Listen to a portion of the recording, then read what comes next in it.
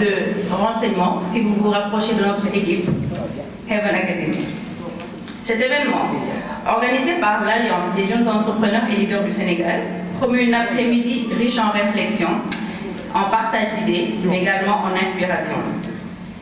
Nous sommes réunis dans un moment charnière à l'aube de l'élection présidentielle de février 2024, avec des questions pressantes sur la situation socio-économique du pays, mais également les opportunités liées à l'exploitation du pétrole et du gaz.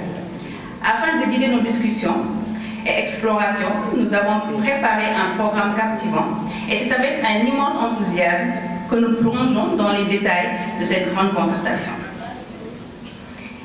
Et après cet hommage vibrant à notre très cher hymne national du pays, nous allons officiellement ouvrir le début de cette concertation.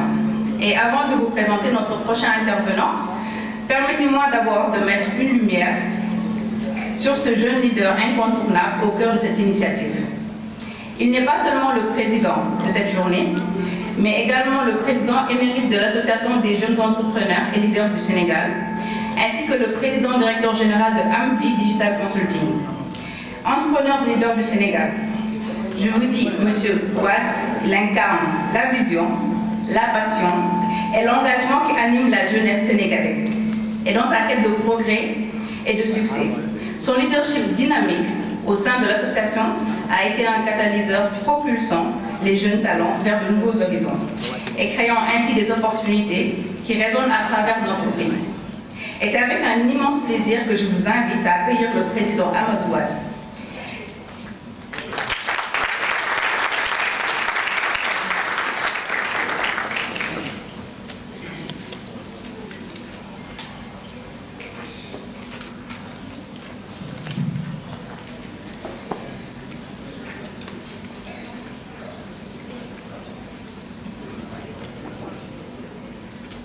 Cher parrain, M. Souleymane Ndiaye, chers panélistes, chers invités d'honneur, chers jeunes, mesdames et messieurs, bonsoir. Je me prénomme M. Amadou Watts, président de l'Alliance des jeunes entrepreneurs et leaders du Sénégal, AJLS.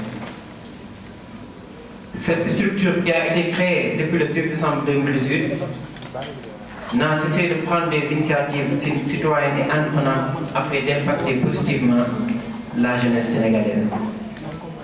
La jeunesse, qui représente 70% de la population, doit être au centre de tous les débats pour apporter un nouveau souffle dans notre pays.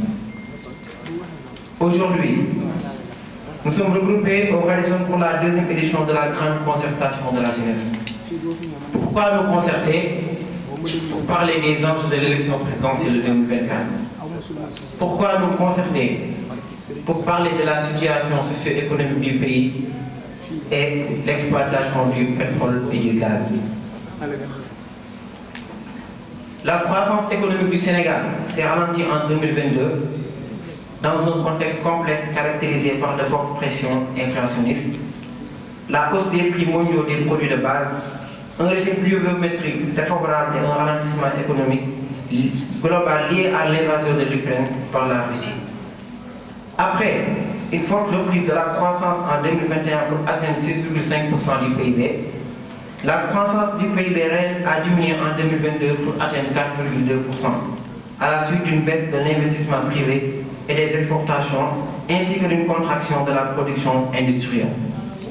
La dette publique a augmenté à un rythme accéléré sous l'effet des mesures d'atténuation des chocs et des emprunts supplémentaires contractés par les entreprises publiques pour financer les investissements dans le secteur du pétrole et du gaz.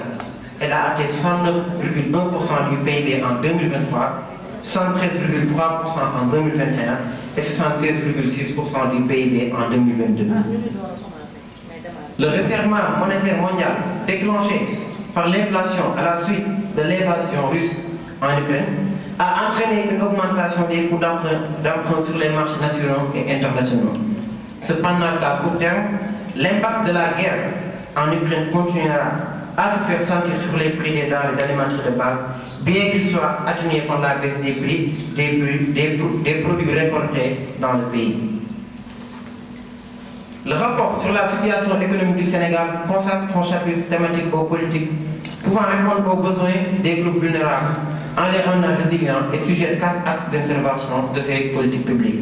La réponse aux besoins des ménages vulnérables au Sénégal doit prendre en compte la quantification de la vulnérabilité à la pauvreté qui est particulièrement importante pour les politiques publiques de protection sociale. Ainsi, l'exploitation des hydrocarbures au Sénégal ouvre des opportunités de développement pour le pays. Néanmoins, les enjeux et défis liés à l'activité extractive sont multiples et variés. L'annonce de la découverte des hydrocarbures a fondé l'espoir de beaucoup de Sénégalais et Sénégalaises, autant qu'elle a suscité des inquiétudes quant à la bonne gestion des revenus tirés de l'exploitation de ces ressources non renouvelables. Aussi, qu'en est-il de l'impact de l'activité extractive sur la pêche et les risques de pollution côtière et marine? L'État du Sénégal doit trouver un équilibre pour que l'exploitation des hydrocarbures profite à la population et contribue à l'effort national. Il doit veiller à la préservation du cadre de vie et de travail, notamment pour les milliers de ménages qui vivent exclusivement de la pêche. Il doit également assurer la transparence dans la gestion des ressources tirées des hydrocarbures pour éviter que la production de ces sources d'énergie soit source de conflits ou contribue à renforcer les injustices sociales. Au demeurant, les entreprises impliquées dans l'exploitation des hydrocarbures doivent respecter les droits humains tout au long de leur chaîne de valeur. Et le Sénégal doit continuer son ambition de transition vers les énergies renouvelables. Pour ce faire, la société civile doit se mobiliser pour exiger que l'exploitation des hydrocarbures contribue à la réalisation des objectifs de développement durable ODD pour le Sénégal. Chers jeunes, concernant les enjeux de l'élection présidentielle de 2024, je vous appelle à l'objectivité, mais aussi je lance un appel à tous les candidats qui passeront l'étape des parrainages avec une validation de leur candidature, de penser à un programme inclusif et concret. Nous ne devons plus être dans des futilités politiques, mais plutôt dans des débats objectifs qui nous permettront de lutter contre le chômage des jeunes, de financer les jeunes et les femmes, de créer des opportunités pour les jeunes afin d'arrêter une bonne fois l'immigration clandestine qui continue de faire des ravages au Sénégal. Chers compatriotes, je ne saurais terminer mon discours sans pour autant remercier notre parrain, M. Souleymane Ndiaye, et je vous demande solennellement de préciser cette visite.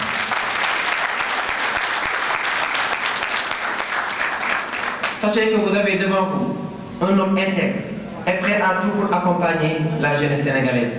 Après avoir réalisé de très belles choses à la direction des infrastructures aéroportières, le voici aujourd'hui en train de faire un travail remarquable à la SAPCO.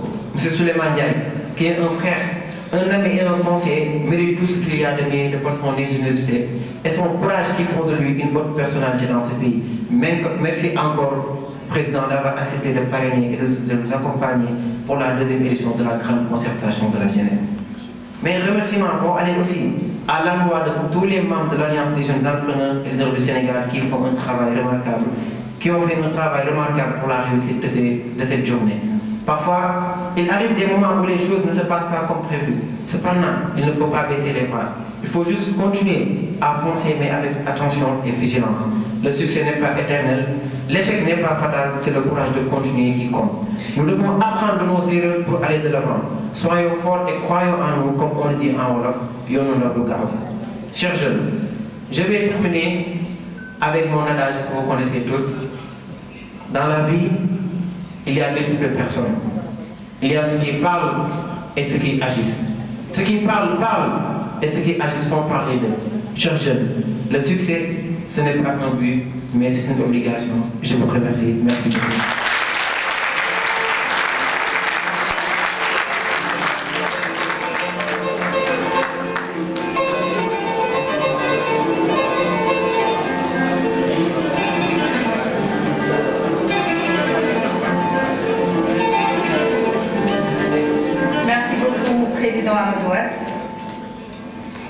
Jeunes leaders et esprit prometteur, nous sommes maintenant sur le point de vivre un moment exceptionnel. Un moment qui sera guidé par la sagesse et l'expertise d'une personnalité éminente. Je vous invite à prêter une attention particulière car nous sommes honorés d'accueillir notre parrain, M. Souleymane Ndiaye, directeur général de la SAPCO. Monsieur Ndiaye.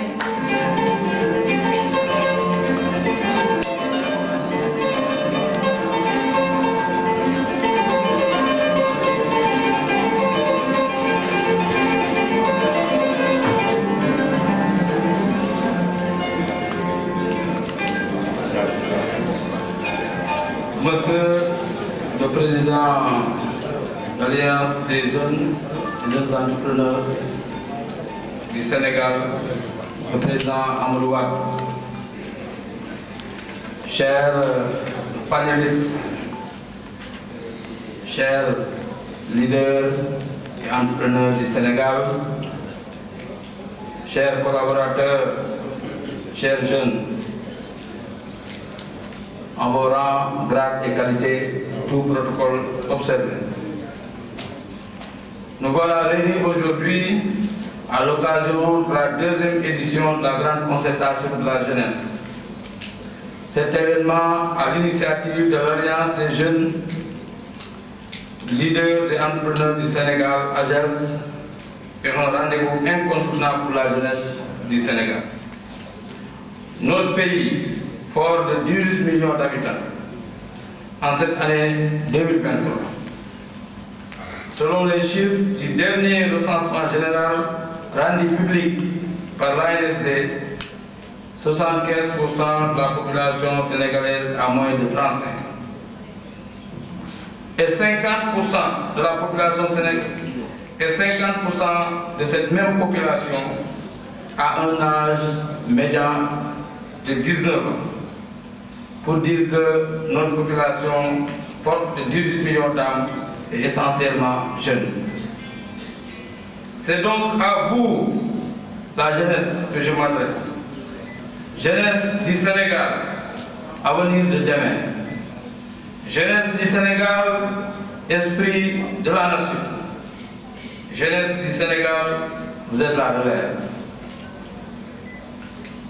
Vous avez la chance de vivre une époque historique dans un environnement stable. Votre pays, notre pays est un îlot de paix dans une zone de turbulence. En effet, en 2024, le Sénégal va entrer dans une nouvelle ère, celle de l'exploitation de ses ressources gazières et pétrolières, tant attendues. Des ressources dont l'apport va considérablement changer le quotidien de plusieurs milliers et millions de nos concitoyens. Cela se traduit par des opportunités qui vont se compter par milliers en termes d'emploi et d'accroissement des revenus. Permettez-moi de saluer à ce propos l'initiative du chef de l'État, Son Excellence M. Macky Sall, qui a initié des concertations nationales sur la gestion des recettes issues de l'exploitation du gaz et du pétrole. Des concertations auxquelles il a associé toutes les forces vives de la nation en vue d'une exploitation judicieuse de ces ressources. En mon nom propre et au nom de la synergie FDD, de l'ensemble des jeunes, des responsables, je vous remercie pour le choix porté sur ma modeste personne.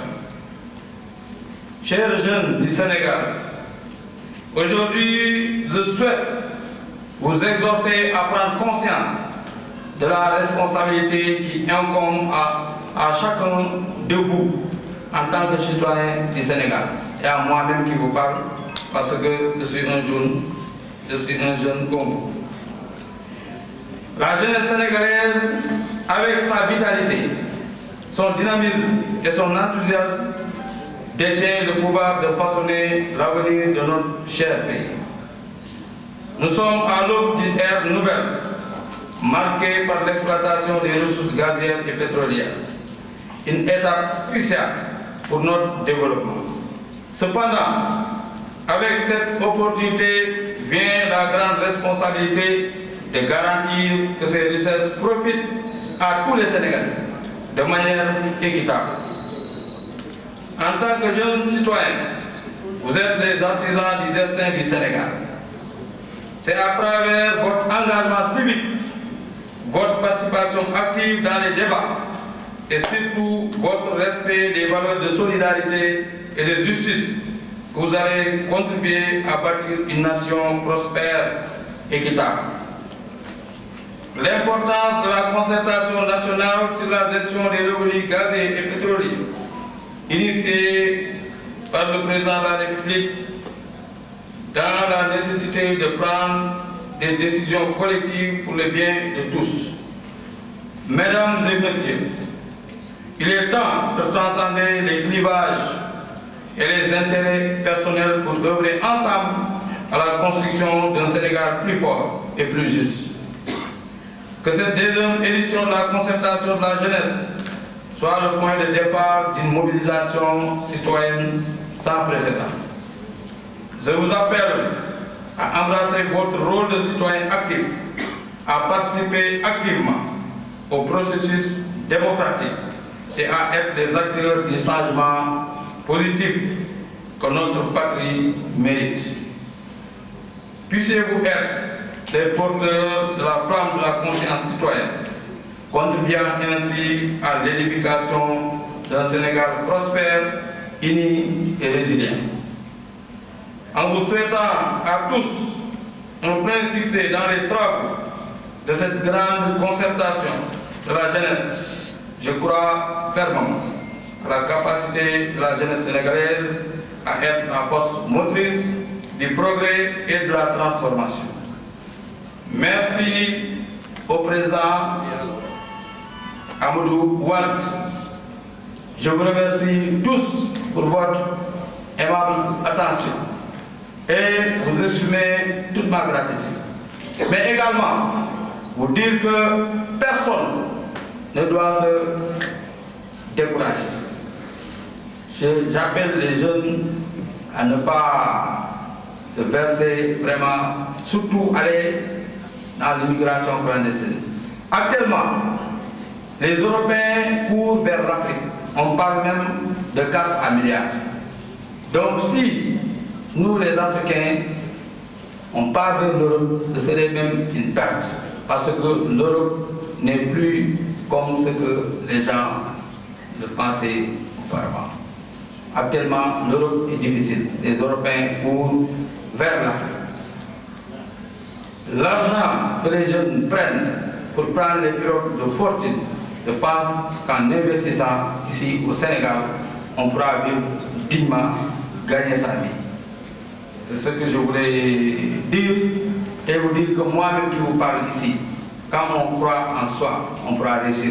Moi, je suis issu d'une famille, je ne dirais pas pauvre, mais une famille modeste. Mais j'ai très vite compris qu'il faut croire en soi. J'ai compris que c'est avec l'argent du contribuable sénégalais que l'État du Sénégal a construit les écoles dans lesquelles nous avons étudié. C'est avec l'argent du contribuable sénégalais que l'État du Sénégal a payé les enseignants qui nous ont inculqué cette éducation. Et je me suis dit que j'ai une dette morale à payer à la population. Et avant de payer cette dette morale, il va falloir tout faire pour réussir. C'est la raison pour laquelle nous rendons grâce à Dieu. J'ai dirigé la commission bâtiment de la CEDEAO avant 30 ans et je rappelle que ça, ce n'est pas la politique. J'ai intégré la commission, l'organisation régionale africaine de normalisation avant 30 ans et ce n'est pas la politique. Et je faisais partie également des experts de l'organisation internationale de normalisation ISO et ce n'est pas également la politique. Moi, j'ai démarré à me lancer dans la politique en 2018, c'est récent. On peut bel et bien réussir dans la vie sans la politique. Maintenant, quand on nous confie également des postes de responsabilité publique, on doit tout faire pour réussir sa mission. Lorsqu'on m'a nommé directeur des infrastructures aéroportuaires du Sénégal, j'avais 35 ans et j'ai réussi à livrer la reconstruction de l'aéroport international Ousmane Masseck Ndiaye de Saint-Louis. lorsqu'on me nommait à la tête de la SAPCO Sénégal, j'avais 37 ans. On parlait d'une SAPCO très difficile en ce moment. Mais, à force d'y croire, actuellement, la SAPCO est sur les rames, comme les gens le disent, de l'émergence. D'autant plus que nous avons réussi en 4 mois, après ma prise de fonction, de trouver des partenaires qui nous ont accompagnés. Actuellement, nous sommes en train de construire le plus grand centre ophtalmologique de l'Afrique de l'Ouest. Auparavant, quand une personne était atteinte de glaucome en Afrique de l'Ouest, cette dernière ne pouvait pas se faire soigner. Mais dans 1 mois, les personnes atteintes de glaucome seront traitées ici au Sénégal, à Saly, et cela va nous permettre de faire des choses.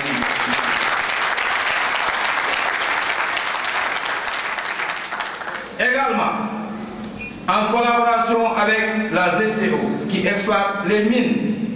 Quand on parlait d'exploitation de mines, beaucoup de gens pensaient aux conséquences. Mais nous avons pu nous approcher de la société GCO, nous avons signé une convention et actuellement nous sommes en train de construire la plus grande oasis de l'Afrique de l'Ouest. Et cela va nous permettre également de faire ce qu'on appelle du tourisme de découverte. La piscine de l'oasis fait 2 fois la piscine olympique et cette piscine sera la plus grande piscine d'Afrique noire. Donc, il faut croire en soi. Et le chef de l'État, un jour après ma prise de fonction, en Conseil des ministres du 19 octobre 2022, avait